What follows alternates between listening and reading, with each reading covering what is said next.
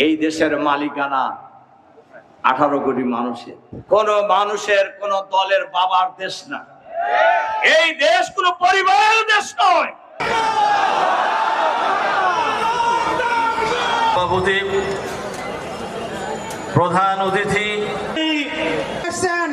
জামাত মনোনীত প্রার্থী অধ্যাপক আবু তালেব মন্ডল, আটঘরিয়াবাসী ভাইরা আমার, আসসালামু আলাইকুম ওয়া রাহমাতুল্লাহ। বিশ্বের দরবারে এটি পাবনার আটঘরিয়া উপজেলা জামায়াতে ইসলামের একটি ঈদ পুনর্মিলনী অনুষ্ঠানে কেন্দ্রীয় জামায়াতে ইসলামের সহকারী সেক্রেটারি জেনারেল মাওলানা রফিকুল ইসলাম খানের বক্তব্য।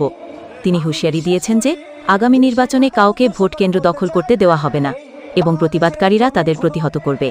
তিনি বর্তমান সরকারকে ফ্যাসিবাদী বলেছেন এবং গণতন্ত্র হত্যার অভিযোগ করেছেন। এছাড়াও তিনি দেশের বৈদেশিক নীতির ব্যাপারেও কথা বলেছেন।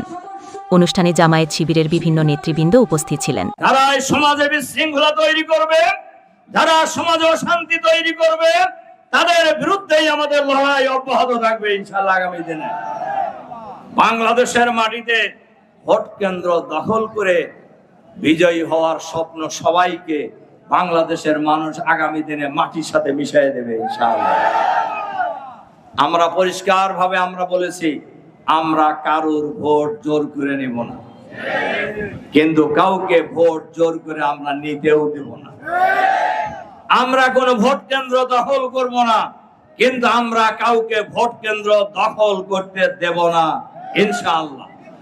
যে সংস্কার প্রয়োজন, এই সংস্কার অবশ্যই করতে হবে। বাংলাদেশের মানুষ যেন তেন প্রকারের নির্বাচন করে আর কোন ফ্যাসিবাদ কায়েম হওয়ার সুযোগ বাংলাদেশের মাটিতে দেবে না ইনশাআল্লাহ। ফ্যাসিবাদী সরকারের শাসন আমলের পরে, বিদায়ের পরে অনেকেই মনে করছিলেন দেশের মালিকানা এখন ওনাদের। ভাবটা এরকম ছিল।